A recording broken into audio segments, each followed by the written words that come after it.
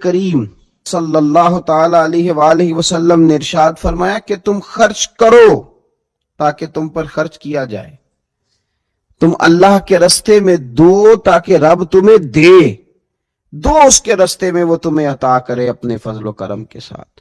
اللہ تبارک و تعالیٰ کے رستے میں جب خرچ کیا جاتا ہے تو رب راضی ہوتا ہے، پھر بندے کو اور زیادہ عطا کرتا ہے۔ آپ دیکھیے کہ اسلام نے خرچ کرنے کے بہت سارے مواقع بنائے اور فردن فردن غریب کو امیر کے ساتھ جوڑا، امیروں سے کہا کہ غرباء کا حصہ نکالو، سال کے بعد زکوٰۃ کا حکم دیا، ہر وہ شخص جو صاحب نصاب ہے وہ سال کے بعد زکوٰۃ ادا کرے۔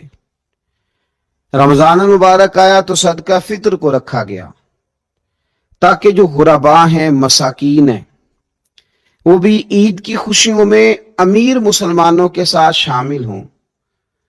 پھر جب فصل کا موقع آیا تو عشر رکھا گیا تاکہ غریب بھی تمہارے غلے میں، تمہارے اناج میں، تمہاری گندم میں، تمہارے چاول میں، تمہاری سبزی میں شریک ہو جائے۔ ہر موقع پر ان کو یاد رکھنا، ان کو ساتھ ملانا۔ قربانی رکھ دی گئی، اور قربانی بھی جب رکھی گئی تو امیر پر رکھی گئی۔ اس کا فلسفہ بھی یہی ہے کہ امیر قربانی کریں گے اور غریبوں تک اس کا گوشت پہنچائیں گے۔ میرے رسول کریم صلی اللہ تعالی علیہ وآلہ وسلم نے یہ خوبصورتی کے ساتھ ایک کو دوسرے کے ساتھ جوڑا۔ اب ہوتا کیا ہے؟ ہوتا یہ کہ انسان کو مال سے پیار ہوتا ہے، فطرتاً کمائے ہوئے مال سے محبت ہوتی ہے۔ انسان بسا اوقات یہ سمجھتا ہے کہ بڑی مشکل سے تنکا کر کے، محنت کر کے، جد و جہد کر کے میں نے یہ مال جمع کیا ہے تو اب میں دے دوں۔ ایک لمبا عرصہ تک میں نے پردیس کاٹا، مشکلات برداشت کی، اور میں نے کئی راتوں کے رت جگے اس کام کے نام کی، اور آج اگر مالی طور پر میں مضبوط ہوا ہوں تو کیا میں یہ مال دے دوں؟ تو دیکھیے، اسلام ایک روحانی مذہب ہے، اس کی تعلیمات آفاقی ہیں۔ یہ ہمیں بتلاتا ہے کہ صرف فیصلہ وہ نہ کرو جو تمہاری آنکھوں سے نظر آ رہا ہے، کچھ چیزیں ایسی ہیں جو رب تمہیں اپنے فضل سے دے رہا ہے اور تمہاری ظاہری آنکھیں انہیں دیکھ نہیں رہی۔ نبی پاک صلی اللہ تعالی علیہ وسلم نے ارشاد فرمایا، یہ حدیث مبارکہ صحیح مسلم میں موجود ہے، حضرت ابو ہریرہ رضی اللہ تعالی عنہ فرماتے ہیں، دیکھیے حضور صلی اللہ تعالی علیہ وسلم نہ بات کر کے مختصر جملوں میں کیسے آگے بڑھتے ہیں۔ کریم محبوب فرمانے لگے، یاد رکھنا صدقہ دینے سے مال کم نہیں ہوتا۔ اللہ اکبر! آپ کو تو میسج آ گیا بینک سے کتنے پیسے کم ہو گئے، آپ نے تو جو گن کے دراز میں رکھے تھے اس میں سے لاکھ میں سے آپ نے تو 5,000 دے دیا، تو آپ کو تو پتہ ہے وہ 95 رہ گیا ہے۔ لیکن یہ صحیح مسلم کے لفظ ہیں، حضور فرماتے ہیں صدقہ دینے سے مال کم نہیں ہوتا۔ کائنات کے سب سے سچے، کھرے، صادق اور امین محبوب علیہ الصلوۃ والسلام نے فرمایا کہ صدقہ دینے سے مال کم نہیں ہوتا۔ حکیم الامت مفتی احمد یار خان صاحب نعیمی رحمت اللہ تعالی علیہ ارشاد فرماتے ہیں کہ کسان جب اس نے نا بیج کی بوریاں بھر کے رکھی ہوئی ہوتی ہیں، تو جب وہ جا کر کے بیج ڈالتا ہے نا کھیت کے اندر تو بظاہر تو وہ بوریاں خالی کر کے آتا ہے، لیکن پتہ تب چلتا ہے کہ جب ایک ایک بیج پر پھر کئی گنا دانہ لگتا ہے۔ آیا تو وہ خالی کر کے تھا، لیکن اگر تھوڑا سا وہ گہرائی کے ساتھ دیکھے تو اس نے تو کمال کر دیا، اب تو اس پر بے شمار دانے لگ گئے۔ تو حضور علیہ الصلوۃ والسلام نے فرمایا صدقہ دینے سے مال کم نہیں ہوتا، اور فرمایا معاف کرنے کی وجہ سے اللہ بندے کی عزت میں اضافہ کر دیتا ہے، اور فرمایا جو اللہ کی رضا کی خاطر جھک جائے اللہ اسے عزت عطا کر دیتا ہے۔ صدقہ دینے سے مال کم نہیں ہوتا۔ تو اپنی طبیعت کے اندر اگر شوق پیدا کر لیا جائے راہ خدا میں خرچ کرنے کا، ذوق بنا لیا جائے، ہمارا یہ ذہن بن جاتا ہے کہ یہ بھی میرے پیسے، یہ بھی میرے پیسے، وہ کونے میں میری جائیداد، یہ میرا مکان، وہ میرا بینک بیلنس، یہ میرے جانور، یہ میرا مال تجارت، یہ میرے کھیت کھلیان۔ میرے محبوب نے فرمایا تیرے 3 ہی مال ہیں، ایک تو نے کھا لیا ہے، ایک تو نے پہن لیا، ایک تو نے راہ خدا میں خرچ کر لیا، باقی تو وارثوں کا ہے۔ वारसों के माल के बारे में इस कदर ज्यादा तवज्जो रखना, इस कदर ज्यादा ज़हन बना के रखना। तो अल्लाह तबारक व तआला की राह में खर्च करने का जो शौक है, हुजूर सल्लल्लाहु अलैहि वसल्लम ना उसकी नसीहत करते। नबी पाक सल्लल्लाहु तआला अलैहि वसल्लम के सामने ना हजरत अस्मा बिनते अबी बकर सिद्दीक खर्च कर रही थी, अल्लाह के रास्ते में दे रही थी। तो सरवरे कायनात सल्लल्लाहु तआला अलैहि वसल्लम ने फरमाया, अस्मा खर्च करो पर गिना ना करो, गिन गिन के अल्लाह के रास्ते में खर्च ना करो, वरना रब भी तुम्हें गिन गिन के देगा। फरमाया तुम उसके रास्ते में उसकी राह से कुछ बचा के ना रखो तो रब ताला भी जब तुम्हें देगा ना तो फिर बेहिसाब ही अता फरमाएगा। गिन गिन के यूं एहतियात करके दे के परेशान हो के राह खुदा में खर्च ना किया जाए, बल्कि अल्लाह तबारक व तआला के रास्ते में दिया जाए और मालिक के हुजूर उसकी रिजा के लिए खर्च किया जाए अल्लाह ताला के बंदों पर। हुजूर सल्लल्लाहु ताला अलैहि वसल्लम की जो आदात जिनकी वजह से कायनात में मेरे महबूब पाक अलैहिस्सलातु सलाम के रोज डंके बजते हैं, हुजूर की नातें पढ़ी जाती हैं, उनमें हुजूर अलैहिस्सलाम की उन खूबसूरत आदात में से एक आदत है हुजूर का सखी होना, करीम होना। लबवा हैं, आंखें बंद हैं, फैली हैं झोलियां, कितने मजे की भीख तेरे पाक दर की है। नबी पाक सल्लल्लाहु ताला अलैहि वसल्लम इरशाद फरमाते हैं, हुजूर का शौक देखिए खैरात करने के ताल्लुक से। हमारे यहाँ ये होता है कि बाजों का जैसे जैसे पैसा बढ़ता जाता है वैसे वैसे लोगों के अंदर बुखल आता है, कंजूसी आती है। बाज लोग इल्ला माशाअल्लाह वो खैरात करने की तरफ उस तरह तवज्जो नहीं करते जिस तरह के उनका मनसब उन्हें हुक्म देता है या उनका मनसब उन्हें उस तरफ कायल करता है।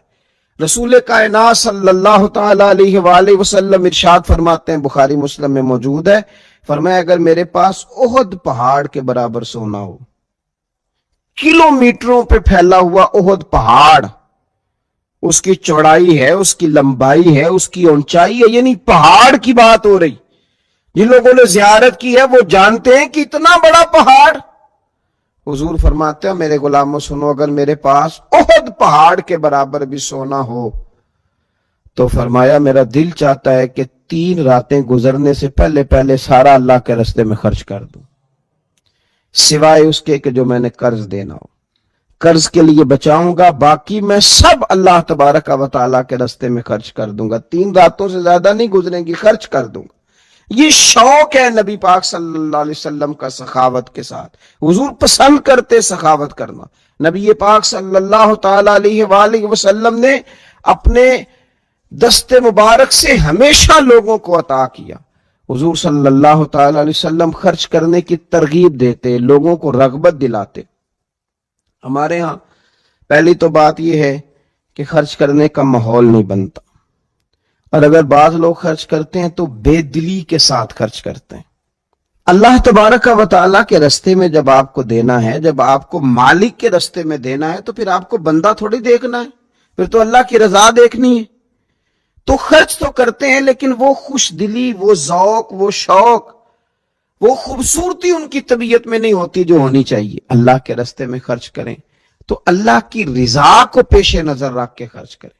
फिर खर्च किया जाता है, सदका दिया जाता है, लेकिन कब बंदा बीमार हो गया, जब तंदुरुस्त था, लाखों रुपए पड़े थे, सदका करने का ख्याल नहीं आया। हजारों मौजूद थे, उसके दिल की तवज्जो उस जानिब नहीं हुई। आज बीमार पड़ा है, कमजोरी आ गई है, करीबुल मर्ग हो गया है, अब उसका ख्याल आता है कि मैं कुछ अल्लाह के रास्ते में दूं। एक बकरा लो, भी जरा ज़िबा कर दो, जरा थोड़ा सदका दे दो। किस बात पर? कि मैं बीमार हो गया हूं। किस बात पर? कि मैं कमजोर हो गया हूं। अगर आप सेहत के आलम में सदका करते अल्लाह को राजी करने के लिए, तो वो क्या खूब था। वो हमारे एक बुजुर्ग हैं, तो फरमाया करते हैं कि मैंने जब खर्च करना शुरू किया तो मेरे जहन में एक बात आई, उसने मुझे उभारा कि मैं अल्लाह के रास्ते में ज्यादा खर्च करूं। मेरे जहन में ये बात आई कि यार जितना मैं अपने वालिदैन की तरफ से खर्च कर रहा हूं ना, मेरी औलाद भी मेरे बाद इतना ही खर्च करेगी। तो क्यों ना ऐसा हो कि उनके हुकूक पूरे अदा करके ان کی آسانیوں کا خیال کر کے جو اللہ تعالیٰ نے مجھے اپنے فضل سے زیادہ دیا ہے اس میں سے میں اللہ کے راستے میں خرچ کروں. تو اس شوق کے ساتھ میں نے خرچ کرنا شروع کیا. نبی پاک صلی اللہ تعالی علیہ وآلہ وسلم ارشاد فرماتے ہیں کہ کسی بندے کا اپنی زندگی میں 1 درہم خرچ کرنا مرتے وقت 100 درہم خرچ کرنے سے زیادہ بہتر ہے. زندگی میں 1 درہم دینا مرتے وقت، یعنی عین بیماری کے عالم میں جب تو خرچ کر رہا ہے تو وہ تو 100 خرچ کرے گا درہم، اور تندرستی میں صحت میں تو نے 1 خرچ کیا تو اللہ تعالیٰ اس 1 کا ثواب تجھے اس وقت سے زیادہ عطا فرمائے گا. یہ حدیث مبارکہ ابو داؤد شریف میں مشکات میں ملے گی. حضور فرماتے ہیں صحت کے عالم میں خرچ کر، بجائے اس کے کہ تیری طرف سے کچھ صدقہ دینے جائے تو خود صدقہ دینے جا، اپنے ہاتھوں سے دے اور شوق بنا کے دے اور توجہ کر کے دے، اور تیری طبیعت لگی ہوئی ہو اور تو خود اپنے کندھے پہ رکھ کے جائے، غریبوں کے گھر میں پہنچا کے آئے، اور تو تیرا دل کرے کہ اگر میرے گھر کے اندر گندم موجود ہے پھر کوئی بھوکا نہ سوئے، اگر میرے پاس طاقت موجود ہے کسی کو کپڑا پہنانے کی تو پھر کوئی غریب سردی میں ٹھٹھرتا نہ سوئے، اگر میرے پاس طاقت موجود ہے مکانات بنانے کی، پھر مالک کریم کا کوئی بندہ جس کو میرے رب نے پیدا کیا، اس کی قدرت کا جو شاہکار ہے رسول پاک علیہ السلام کا، کوئی غلام بغیر چھت کے نہ سوئے. اگر میرے پاس طاقت ہے تو پھر میرا حال تو یہ ہونا چاہیے نا کہ کسی غریب کی بیٹی اس لیے نہ بیٹھی رہے کہ اس کے پاس جہیز کوئی نہیں. یوں نہ ہو کہ میرے گھر کے اندر تو آدھا کھانا کھایا جائے اور آدھا ضائع کیا جائے، لیکن بہت سارے لوگ ایسے ہیں جو رات کو ترس ہیں کہ کچھ مرضی کا من پسند مل جاتا تو پیٹ بھر کے کھا لیتے. سخاوت کا حکم دیا گیا، صحت کے عالم میں خرچ کریں، تندرستی کے عالم میں خرچ کریں، اللہ کی رضا کے لیے خرچ کریں. یہ ماحول نہ بنائیں کہ بیمار ہو گیا ہوں تو جا بیٹے صدقہ کر دے، اب میں کمزور پڑ گیا ہوں تو جا بیٹے تو کچھ اللہ کے راستے میں خرچ کر دے. ایک شوق ہو، ایک طبیعت ہو. نبی پاک صلی اللہ تعالی علیہ وآلہ وسلم کی پیاری زوجہ، ذرا یہ انداز بھی دیکھیے گا. حضرت سیدہ عائشہ صدیقہ رضی اللہ تعالیٰ عنہ فرماتی ہیں کہ ہم چونکہ حضور کی ازواج کثیر تعداد میں تھی تو کبھی نہ نبی پاک صلی اللہ علیہ وسلم سے کچھ سوالات بھی کرتی تھی، اور اس سوالات کے اندر محبت چھلکتی تھی، محبت میں ایک دوسرے سے آگے بڑھنا چاہتی تھی.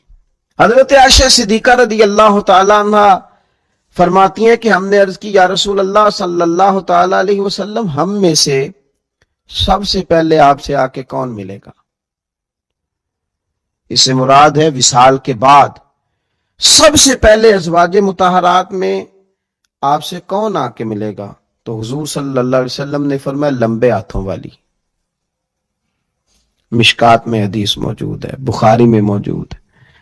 حضرت عائشہ صدیقہ کہتی ہیں حضور نے فرمایا وہ جو لمبے ہاتھوں والی ہے نا میری اہلیہ، میری زوجہ، مومنوں کی ماں، وہ ملیں گی. تو کہتی ہیں حضرت سودا رضی اللہ تعالی عنہ کے ہاتھ لمبے تھے، قد بڑا تھا، تو ہماری نظر یہ تھی کہ حضرت سودا کے بارے میں حضور نے فرمایا کہ وہ ملیں گی.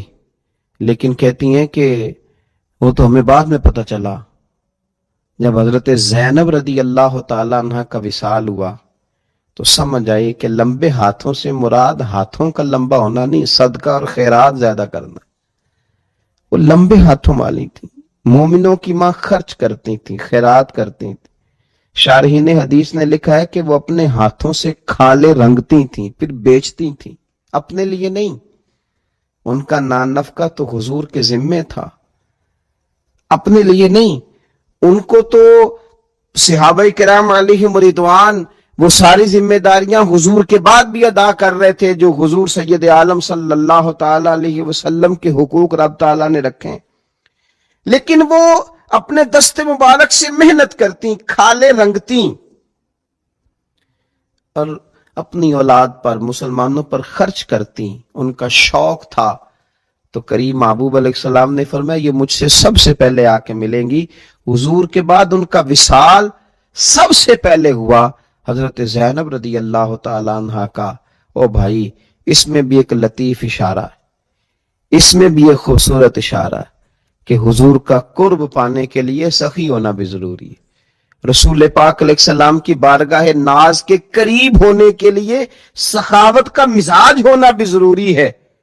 इंसान के दिल का, उसकी तबीयत का, उसके मिजाज का सही होना जरूरी है, इसलिए कि उसने रसूल पाक सल्लल्लाहु ताला अलैहि वसल्लम के करीब जाना है। आला हज़रत बरेलवी रहमतुल्लाह ताला ने लिखा है, फरमाते हैं अल्लाह के महबूब अलैहिस्सलातु वस्सलाम अचानक मस्जिद में तशरीफ लाए और नमाज का वक्त हो गया।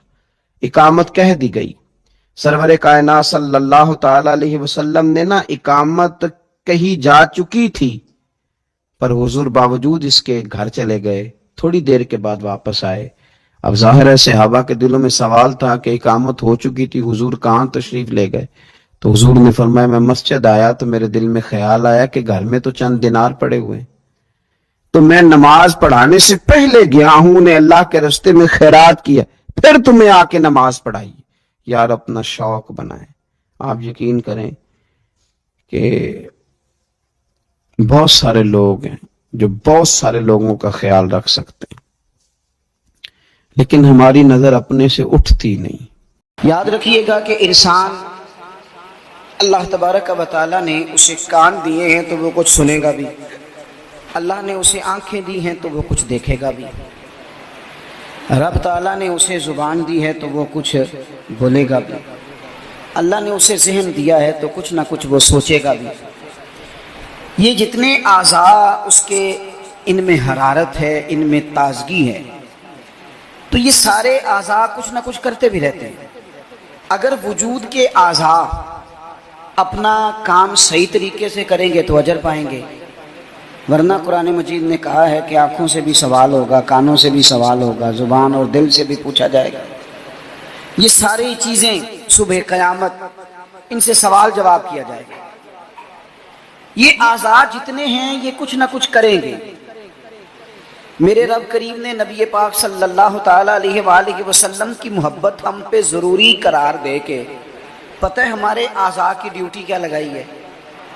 उसने कहा तुम इस तरह किया करो, जब देखा करो ना तो महबूब के जलवे देखने की कोशिश करो, और जब तुम्हारा सुनने को दिल करे तो मदीने वाले की बात सुना करो, और जब तुम्हारा बोलने को दिल करे तो फिर मेरे महबूब की नात पर बात करो। ये अपने आज़ा को इस काम लगाओ। ये तुम्हारी मोहब्बत मुस्तफ़ा करीम अलैहिस्सलातु सलाम में ये चीज़ें तुम्हारे लिए दलील बन जाएंगी, ये एक नमूना बन जाएंगी कि हुजूर से प्यार है। नबी पाक अलैहिस्सलाम का जिक्र मेरी और आपकी नात का, तारीफ का मोहताज नहीं। क्यों? कि रब फरमाता है वरफ़अना लका ज़िक्रक, ऐ महबूब हमने आपके लिए आपके जिक्र को बुलंद कर दिया है, हमने आपके लिए आपके तज़किरे को बुलंद कर दिया। तो जिनके जिक्र को अल्लाह ने बुलंदी दे दी है, उस पर कोई शायर नात न भी लिखे, कोई अच्छा नात खा नात न भी पढ़े, माअज़ल्लाह, कोई मजमा नात सुनने न भी आए, तो हुजूर का जिक्र तो अल्लाह ने बुलंद कर दिया है। लेकिन याद रखो कि जब शेर हुजूर की तारीफ में लिखा जाता है तो शेर लिखने वाला अपना कलाम सवार लेता है, और जब महफिल नात में लोग आके बैठते हैं, हुजूर के नाम पे बैठते हैं, वो किसी सियासी जलसे के लिए जमा नहीं होते, वो अपने किसी दुनियावी मकसद के लिए एहतजाज करने जमा नहीं होते, वो हुजूर की मिलाद के नाम पर इकट्ठे होते हैं। खल्लाके आलम के फरिश्ते तो गवाही देते होंगे ना, या अल्लाह देख के आए हैं हम, वो तेरे महबूब के लिए जमा हुए थे। नात खानों, क्या कमाल हो जाए अगर हम नात खानी के साथ मुखलिस हो जाएं। तुम्हें पता चल जाएगा जब सुबह क़यामत तुम्हारी इस नात खानी का वजन होगा, तुम्हें मजा आ जाएगा। सबसे आगे आगे हसन बिन साबित होंगे, और फिर ये नात खानों की पूरी लाइन हुजूर की बारगाह में जाएगी। तुम अपने आप को क्यों कमजोर करते हो? चंद हजार पे बेच के मेरी मिल्लत के नात खानों में ला शरीफ आ गया। नात के हुस्न को समझो तो सही यारो। सबसे आगे नात खानों की लाइन में हजरत हसन बिन साबित होंगे, और क़यामत तक जो हुजूर की नात पढ़ने वाला होगा वो सारे इस लाइन में होंगे। तुम्हें पता है इस लाइन में कौन कौन होगा? मुल्ला अब्दुल रहमान जामी भी होंगे, सादी शराजी भी होंगे। इस लाइन के अंदर चलते चलते तुम्हें डॉक्टर अल्लामा इकबाल भी मिलेंगे, तुम्हें यहाँ इमाम अहमद रजा फाजले बरेलवी भी मिलेंगे, तुम्हें कहीं इसी तर्ज में कलाम करते, नात पढ़ते आजम चिश्ती मरहूम भी मिलेंगे, मोहम्मद अली ज़हूरी भी मिलेंगे, तुम्हें इसमें नात पढ़ते पढ़ते कई लोग मिलेंगे। कितने नसीबों वाले हो, उस लाइन में जाओगे जिस लाइन में रसूलुल्लाह के गुलाम लगे होंगे। आला हज़रत कहते हैं तेरी जुबान हुजूर के लिए, हुजूर के लिए, ये अल्लाह ने बनाई है अपने जिक्र के लिए, महबूब करीम की नात के लिए। तो क्या करें? और यार सारा दिन इसने बातें तो करनी है, अल्लाह जानता है ये बातें करने का दौर है, चुप नहीं बैठते। बाज़ लोगों को कहना पड़ता है कि चल यार को 10 मिनट चुप भी कर जा, कोई हमें भी मौका दे थोड़ा सा बोलने का, और कोई तू थोड़ी सी सुन भी ले, किसी की कहना पड़ता है। इतनी जो बातें करते हो, इतनी जो खुशामदे करते हो, तो आला हज़रत मशवरा देते हैं, फरमाते हैं जिक्र उनका छेड़िए हर बात पर, जिक्र उनका छेड़िए हर बात पर। बात शादी को हो तो हुजूर का जिक्र छेड़ दो कि नबी पाक का शादी का तरीका क्या है, हुजूर ने यहाँ क्या हमारे लिए तरीका मुबारक छोड़ा है। जिक्र उनका छेड़िए हर बात पर। तो अगर जिक्र बच्चे के अकीके का हो तो देख लो हुजूर ने हमारे लिए क्या सुन्नत छोड़ी है। अगर यहाँ मौका तिजारत का हो तो देख लो नबी पाक ने तिजारत के मामले में क्या अहकामात दिए हैं। अगर मौका हो जिंदगी में आजमाइश का तो फिर भी देख लो हुजूर का क्या यहाँ हमारे लिए तर्ज हयात है। और अगर मौका हो अल्लाह की दी हुई नेमत का तो फिर भी देखो कि हुजूर के नकूश राह क्या हैं। बस अपने आप को हर वक्त हुजूर के ख्याल में गुम कर लो। फाजिल बरेलवी का मशवरा है, वो कहते हैं ठोकरें खाते फिरोगे उनके दर पे आ पड़ो, वरना तो ठोकरें हैं जमाने की। लोगों की तारीफ कितनी को करोगे, कितनी को थका देंगे तुम्हारी जुबानें। हुजूर की तारीफ करो, ठोकरें खाते फिरोगे उनके दर पे आ पड़ो। काफिला तो है रजा, अव्वल गया आखिर गया, हुजूर के दरवाजे पे आओ, नबी पाक की तारीफ करो और फिर हुजूर की तारीफ सुने। मैं बड़े दर्द के साथ एक बात अर्ज करूं,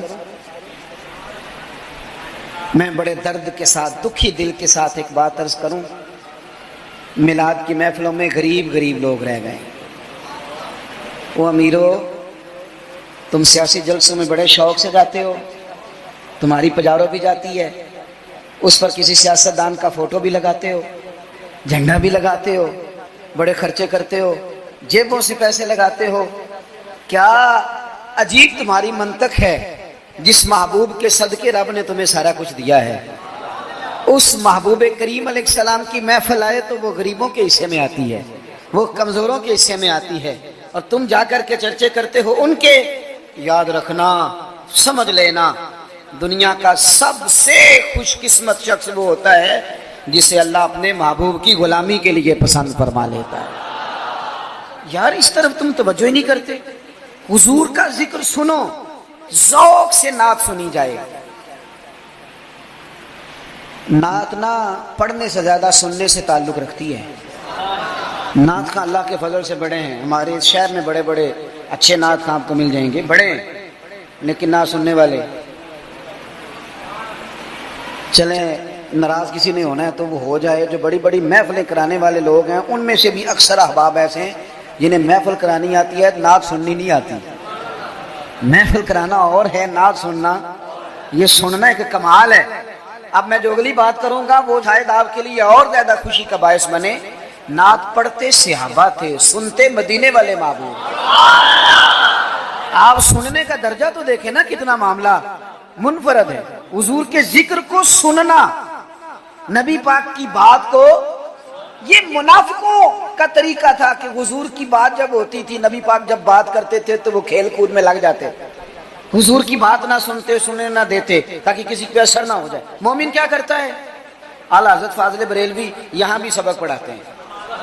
वो कहते हैं अर्श पे ताज़ा छेड़छाड़, अभी ताज़ी ताज़ी बातें छिड़ी हैं नबी पाक की अर्श पे, अभी फरिश्तों ने नया कलाम छेड़ा है हुजूर का।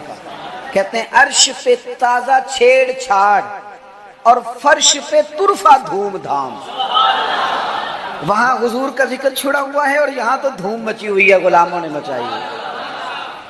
अर्श पे ताज़ा छेड़छाड़, फर्श पे तुरफा धूमधाम, बस कान जिधर भी लगा ये तेरी ही दास्तान है। मैं अर्ज करूं, इधर देखो मेरी तरफ। मेरी मिल्लत के जवानों, हमारी जिंदगियां कमजोर हैं, हमारे जिम्मे बड़े सारे हुकूक हैं। बूढ़े माँ बाप के झुर्रियों वाले चेहरे ہمیں بڑا پریشان کرتے ہیں. کئی گھروں میں بہنیں ہیں، وہ آتے جاتے ان کے دھبٹے کا وقار برقرار رہے، یہ ہمارے دلوں میں خواہشات چمکتی ہیں. بیٹی چھوٹی سی بھی آنگن میں دوڑ رہی ہو تو باپ نہ چھوٹی بیٹی دیکھ کے بھی کہتا ہے اللہ نصیبہ اچھا کر دو، اللہ اس پہ رحمت کرنا. ایسے زمانے کی ہماری ذمہ ڈیوٹیاں ہیں، ان ڈیوٹیوں کے لیے نا ہم اپنے گھر سے نکلے ہوئے ہیں. کوئی مزدوری کرتا ہے، کوئی محنت کرتا ہے، کوئی ادھر جاتا ہے. اس رستے میں نا ہمارا کئی لوگوں سے واسطہ پڑتا ہے. کچھ ہم سے اپنے قصیدے پڑھواتے ہیں، کچھ تعریفیں کرواتے ہیں، کئی جھوٹ بلواتے ہیں. کئی کہتے ہیں تو یہ والا کام کر پھر نوکری مل جائے گی، کئی کہتے ہیں تو میرے ساتھ لگ جا، تو کہہ کہ میں بڑا اچھا آدمی ہوں تو شاید میں تجھے کسی یورپ کے ملک کا ویزا دلا دوں. یہ جھوٹے ہیں سارے، یہ جھوٹی تعریف کرائیں گے، تیری زبان کو دھوکے کا عادی کر دیں گے، تیرے مزاج کے اندر ایسی چیزیں بھر دیں گے جو تیرے لیے نقصان کا باعث ہوں. یہ تجھے پتلی کا تماشا بنا دیں گے، ریموٹ کنٹرول بنا دیں گے. یہ دنیا تھکا مارتی ہے، یہ اتنا دیتے نہیں جتنا پریشان کرتے ہیں. یاد رکھو یہ ساری چیزیں دھوکہ ہیں. دنیا میں ایک دروازہ ایسا ہے جس کی تعریف کرو نا تو دنیا بھی آخری حد تک ملتی ہے، اور آخرت میں تو خدا پھر فضل ہی بڑا فرمائے گا. اور وہ دروازہ ہے مدینے والے محبوب کا، وہ نبی کریم کا دروازہ. حضور کی جو تعریف ہے نا، جو نبی پاک کی چوکھٹ کی تعریف کرنے والے ہیں، حضور کے دروازے کی جو تعریف کرنے والے ہیں نبی پاک کی، ان میں سادے سادے لوگ بھی ہیں. مجھے نہیں پتا کہ زیادہ سریلا ناتھ خاں کون ہے، مجھے نہیں پتا آج کل زیادہ ریٹ کس کا ہے، میں نہیں جانتا. لیکن ایک بوڑھی سی اماں مدینہ شریف میں، سادی بالکل اور ان پڑھ بھی جملے پنجابی کے بھی ٹھیک نہیں ادا کرنے آتے. میں حضور کی بارگاہ کی حاضری دے کے آ رہا تھا تو بالکل باہر نا مسجد نبوی شریف کے جنگلے سے باہر نکل کے وہ بوڑھی اماں، سادے سے کپڑے، پنجاب کی تھی، کسی گاؤں کی تھی، اور عمر بھی بہت زیادہ تھی. اس کے سادے سے جملے، وہ دور بیٹھ کے نا، چونکہ قریب تو خواتین کا آنا درست ہے بھی نہیں اور وہ آنے بھی نہیں دیتے، پیچھے باہر ہم نکلے بازار میں تو وہاں نہ شاید کسی کا انتظار کر رہی تھی. بچے نے وقت دیا ہوگا کہ اماں تو یہاں بیٹھ جانا تو میں آ جاؤں گا، تو وہاں بیٹھی تھی. چلیں میں نے بھی بہت سارے نعتیں سنی ہیں الحمدللہ، سنتے رہیں گے جب تک زندہ ہیں. پر اس بوڑھی اماں کے نا دو جملے، دو فکرے، پھٹ گیا میرا کلیجہ اور کئی دن میں روتا رہا. وہ اپنے لب و لہجے میں نا، اپنے انداز میں، سادے کپڑے اس کے اور سادہ پرانا دوپٹہ، اور زمین پہ اسی طرح بیٹھی تھی جس طرح غریب لوگ بیٹھ جاتے ہیں روٹی کھانے کے لیے، مزدور بیٹھ جاتے ہیں. پتہ کیا کہہ رہی تھی؟ نعت کیا پڑھ رہی تھی، کیا اس کا انداز تھا نعت پڑھنے کا. وہ کبھی دیہاتوں میں سادی عورتیں جس طرح بات کرتی تھی، ہماری بوڑھی مائیں اس طرح وہ بات کر رہی تھی، اور اشارے کر کے نا مدینے کے در و دیوار کی طرف اپنا مزہ پورا کر رہی تھی. کہہ رہی تھی ویکھو نہیں ویکھو، اس کا لہجہ ہے، ادھار لے کے بات کر رہا ہوں، اس کا لہجہ ہے، اس کی بات ہے، اور شعر میں وزن کیسا ہے اور جملے کی ترتیب کیسی ہے یہ شاعر بتائیں گے. مجھے تو لطف آیا تھا تو میں بات آگے نقل کر رہا ہوں. وہ کہہ رہی ہے اور وہ مطلب عوام کو متوجہ نہیں کر رہی، وہاں تو ہے ہی کوئی نہیں، اکیلی بیٹھی ہے، اپنا ذوق پورا کر رہی ہے. اور لگتا ہے کہ وہ نا، مجھے یوں لگتا ہے کہ جیسے نا وہ حور و غلمان کو متوجہ کر کے کہہ رہی ہے، اور اس کی آنکھوں میں آنسو ہیں. تھوڑی دیر اتنا روتی ہے کہ آواز بھار آتی ہے اس کی، پھر دوبارہ بات شروع کرتی ہے، پھر اپنے پلو سے آنسو پوچھتی. کہتی کیا ہے؟ کہتی ہے ویکھو نی ویکھو کڈے کرم کمائے سوں، میرے جے گندے مندے بھی در تے بلائے سوں. ویکھو نہیں ویکھو، ویکھو نہیں ویکھو کڈے کرم کمائے سوں، میرے جے گندے مندے بھی در تے بلائے سوں. تھوڑا چاچ جانا چاہیے حضور سے پیار کرنے کا، تھوڑا نا چاچ جانا چاہیے، تھوڑا طریقہ ہونا چاہیے. اس کے لیے مہنگی محفل کی ضرورت نہیں، اس کے لیے ذرا ذوق کی ضرورت ہے. اس کے لیے میرے پاس نا، میں چھوٹا آدمی ہوں لیکن کم از کم 100 مجھے روز پیغام ملتے ہوں گے کہ پیر صاحب ٹائم چاہیے، پیر صاحب ٹائم. اب تو میں کئی دفعہ اتنا مجبور ہو جاتا ہوں کہ سوچتا ہوں یار میں چھوٹا آدمی ہوں، یہ مثلاً کیا کس حد تک انسان جو ہے وہ چلے گا. فجر کے بعد میں نے بیان کیا، زور سے پہلے میں نے بیان کیا، زور کے بعد میں نے بیان کیا، ابھی بھی میں بیان کر رہا ہوں. پر میں اپنی حیاتی تو قربان جاواں، میری تے محمد محمد پکیندے گزر گئی۔ ہے بڑا مزیدار کام۔ بڑے لوگ ٹائم لینے آتے ہیں، بڑی بڑی سفارشیں کہتے ہیں انٹرنیشنل ہماری محفل ہے، انٹرنیشنل محفل ہے، فلانا بھی آیا فلانا بھی آیا فلانا بھی آیا، اتنے عمرے کے ٹکٹ، اپنا اپنا ذوق ہے، یہ بھی اچھے لوگ ہیں، کمال بات ہے۔ ایک دور سے جنوبی پنجاب سے بوڑھے بابا جی آئے، ان کو نہیں زیادہ، یہ بڑے سلیقے سے لوگ آتے ہیں، سفارشی رکے بھی لے آتے ہیں اور بھی بڑی چیزوں کا پتہ ہوتا ہے، کس اینگل سے جائیں گے تو کام بنے گا، سارا سلیقہ آتا ہے۔ لیکن وہ کسی نے کہا تھا کہ لگا جدوں میدان ازل دا تے لوکی چوراں وانگ سدھائے، کسی نے لوٹ لی علم دی دولت، کوئی میر فقیر بنائے، آزم ویخ مقدر ساڈا اسی عشق خرید لے آئے، تے کسی دے سر تے تاج امامت اس علم پڑھاون سکھیا ہے، تے کسی نے پہنے فقر دا چوغا انہیں زہد کماون سکھیا ہے، آزم ویخ مقدر ساڈا اساں یار مناون سکھیا ہے۔ اپنے اپنے نصیب کی بات ہے۔ وہ بڑے لوگ آتے ہیں، میں آپ کو جو بات جہاں آپ کو کھڑا کرنا چاہتا ہوں وہاں آئیے گا۔ ایک سادے سے بزرگ سے، سیدھے سادے تھے، کندھے پہ رومال رکھا، جمعے والے دن میں گزر رہا تھا تو میرے کان میں ہلکی ہلکی بات، پریشرائز کر کے نہیں، کہنے لگے پیر صاحب جدوں بھی ٹائم ہوئے نا، مہینے نو، چون نو، چھیاں نو، سال نو، دو نو، یہ انداز ہے، جدوں بھی ٹائم ہوئے نا تو ایک چھوٹی جی محفل کرنی، میں ماڑا بندہ جے، تھوڑی جی میری تنخواہ ہے، میں کمیٹی پائی یار مہینے پیسے رکھنا، جدوں تھوڑے کٹھے ہو جان تے سونے دا میلاد کردا۔ بڑی بڑی میں نے تقریریں سنی ہیں، بڑے بڑے بات سنے ہیں، حضور کی محبت پہ کلام سنے ہیں، مزہ آ جاتا ہے، لیکن یہ بھی کلام تھا حضور کی محبت کا۔ میں نے پلٹ کے نہ سر سے لے کر پیر تک وہ بابا دیکھا، اس کے نقش و نگار دیکھے، اس کے لبوں کی سادگی دیکھی، اس کا لہجہ دیکھ کے میں نے کہا چاچا جی تسی ٹائم چھڈو، دسو جلسہ کدن کرنا؟ کیوں؟ اس لیے کہ یہاں محبت ضروری ہے، پیار ضروری ہے، یہاں وفا دیکھی جاتی ہے، یہاں دل کا جذبہ دیکھا جاتا ہے۔ بارگاہ رسالت مآب میں نہ لفظوں کے تراشے، نہ تیری آواز کا ترنم، نہ تیرا جھومنا، نہ تیرا تڑپ آنا، نہ تیرا محفل میں سچا جھوٹا وجد کرنا، ان میں سے کوئی چیز قابل قبول نہیں۔ وہاں تو دیکھا جاتا ہے تیرے سینے میں میرے محبوب کی محبت کتنی ہے، اور وہ محبت ہونا ضروری ہے، وہ محبت ہونا ضروری ہے، قریب ہونا بھی ضروری نہیں، وہ محبت ہونا ضروری ہے، سامنے ہونا بھی ضروری نہیں۔ محبت تگڑی ہو، خالص ہو، رسول اللہ صلی اللہ علیہ وسلم کو ٹوٹ کے چاہا جائے، اگر غلام حضور تک نہ بھی نہ پہنچ سکے تو نبی پاک مولا علی اور فاروق اعظم رضی اللہ تعالی عنہما کو جبہ دے کے کہتے ہیں جا کے میرے اویس کرنی کو پہنچا دینا۔ جو چیز ضروری ہے اس پر توجہ دیں، اپنے سارے وجود کو حضور کی محبت میں ڈھال لیں، نبی کریم سے پیار کریں، اور اپنی روزمرہ کے معاملات میں ہر جگہ آپ صرف طلاق کا مسئلہ ہی جا کے مولوی صاحب سے پوچھتے ہیں، آپ صرف یہی پوچھتے ہیں کہ جناب وہ فلانی چیز جو ہے وہ ہم نے ناراض نہیں ہونا، یعنی ہر مرد نے یاد کر لیا ہے کہ 4 شادیاں جائز ہیں، تو میں کہتا ہوں اس کے علاوہ بھی بڑا کچھ جائز ہے، کہ صرف یہی آپ کو ایک مسئلہ آتا ہے کہ شریعت میں 4 شادیاں جائز ہیں، اور بھی بڑا کچھ جائز ہے وہ آپ نہیں کرتے۔ یہی اپنی مرضی کی چیز یاد رکھنی ہے۔ کبھی جا کے مولانا سے ہر بات پوچھو، ان سے پوچھو مولانا دکان ڈالنے لگا میرے مدینے والے کا طریقہ کیا ہے، یہ بھی ذکر رسول ہے۔